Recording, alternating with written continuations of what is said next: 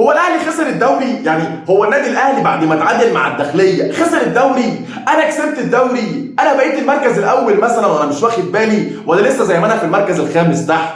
يعني انا عايز اعرف ليه الزيطه دي بعد تعادل الاهلي مع الداخليه؟ لسه النادي الاهلي في المركز الاول، لسه النادي الاهلي متصدر جدول ترتيب الدوري المصري ب 41 نقطه رغم انه اقل فرقه لعبت عدد مباريات. فليه بقى الزيطه دي؟ انا مش فاهم. يعني هو انا قلت لك لما نبقى انا والاهلي في بطوله نحفل، بس احفل لو انا هستفيد من ان هو مثلا يتعادل مع الداخليه وخسر نقطتين مثلا، ساعتها احفل، ساعتها مشروع ومنطقي، بطوله بنتنافس فيها وهو وقع فانا راح احفل عليه. لكن ما بقاش انا كمان متعادل مع الداخليه بعد ما خسرت من اسوان وخسرت من الاهلي وراح احفل على الاهلي. ما هو يا جدعان بالعقل بقى، يا جدعان خلينا اذكياء شويه، يا جدعان ما نضحكهمش علينا. يعني ما انا ما ضحكوش عليا وارجع اقول هو ليه بيعمل كده معايا؟ ما هو انا اللي لازم اكون ذكي، انا اللي لازم اكون ذكي، مش كده ولا ايه؟ السلام عليكم، معاكم محمد صلاح في الكرة مع صلاح. والنادي الاهلي بيتعادل مع الداخليه، وحاله غريبه جدا بعد تعادل الاهلي مع الداخليه.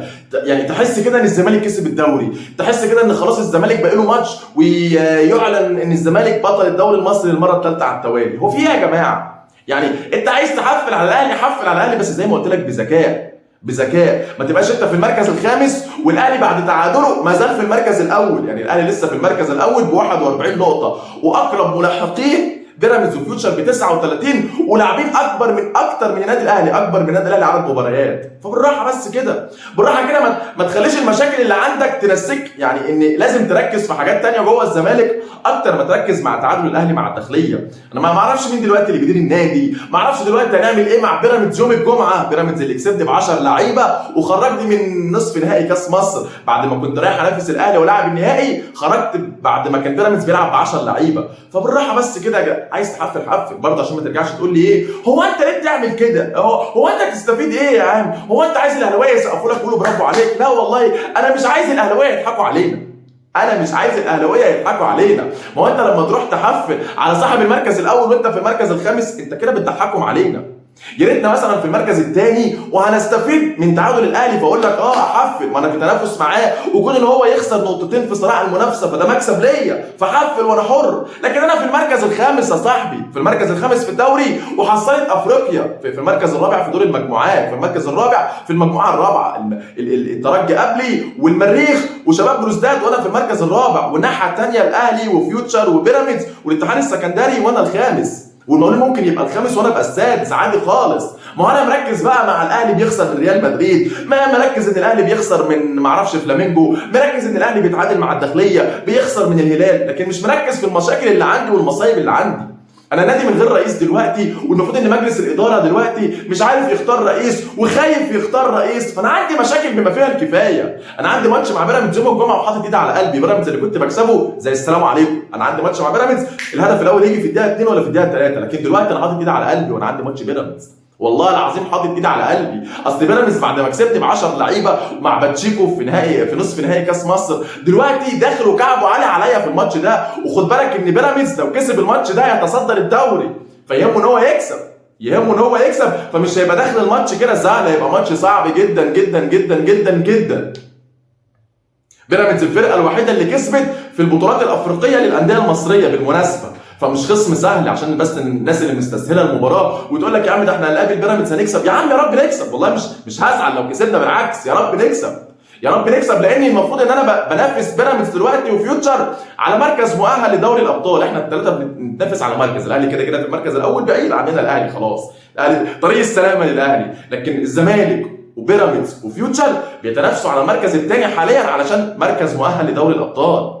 واخد بالك انت ولا مش واخد بالك؟ وبصراحه ما اعرفش ليه هنتنافس على مركز مؤهل لدوري الابطال. ما احنا بقالنا 3 سنين بنروح نخرج من دور المجموعات، فبلاش نضحك الناس علينا والله. خليها تيجي مننا المره دي كده نقول ان احنا بنريح استراحه محارب. يا جدعان عايز تحفل والله ما بقولكش ما تحفلش، بس في نفس الوقت وانت بتحفل ما تخليهمش يضحكوا علينا، ما يبقاش هو في المركز الاول ومتصدر رغم التعادل ولاعب اقل عدد مباريات وتروح انت تحفل عليه، ساعتها يضحك علينا، مش هيضحك عليك انت بس، هيضحك على كل الزملكاويه. لما تيجي تحفل حفل بذكاء، لما تيجي حفل بطريقه ما يعرفش يرد عليك بيها، زي السنه اللي فاتت كده لما كسبنا الدوري وكنا بنحفل وحسره عليك يا اللي في بالي لا طولت اول ولا تاني، وانا دلوقتي في المركز الخامس، فهو هيردها لي. وهي دي متعه كره القدم، وهي دي حلاوه كره القدم بالمناسبه يعني. واحده من متع كره القدم هي التحفيل، انا احفل عليك وانت تحفل عليا. يعني انا مثلا يعني بعد تعادل ريال مدريد مع اتلتيكو مدريد قلت بس الفرق هيبقى 10 نقط لبرشلونه وهنرتاح،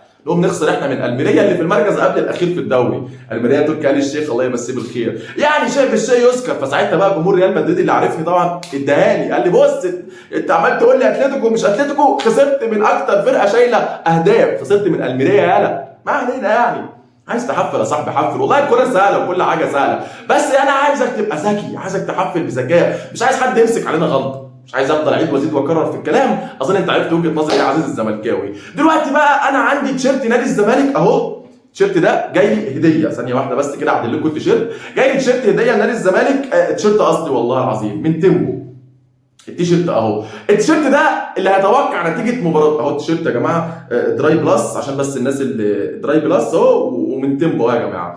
التيشيرت ده هديه للي هيتوقع نتيجه مباراه الزمالك وبيراميدز صح الجمعه اللي جايه ان شاء الله. يعني اللي هيتوقع نتيجه مباراه الزمالك وبيراميدز صح هقول له مبروك عليك التيشيرت، وهمضي له عليه بقى محمد صلاح، وهقول له يا باشا جود لك ماشي. بس ده في حاله ان الزمالك يفوز، ما يبقاش الزمالك خسران واديك التيشيرت يا ابن عمي، مش كده ولا ايه؟ حتى لو كنت اهلاوي توقعت النتيجه صح والزمالك كسب هديك التيشيرت.